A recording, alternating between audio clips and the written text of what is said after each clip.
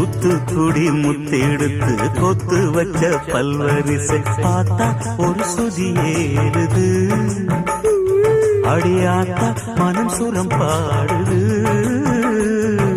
சாத்துக்குடி சாறு எடுத்து சேர்த்து வச்சு கண்ணத்துல தாரு அத முழுசாகத்தா.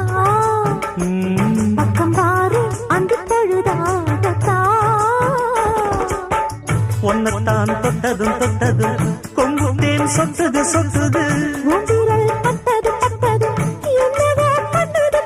சூடேறும் பொதுவாகத்தான் சொகம் ஈடேறும் மெதுவாகத்தான். கண்ணுல பால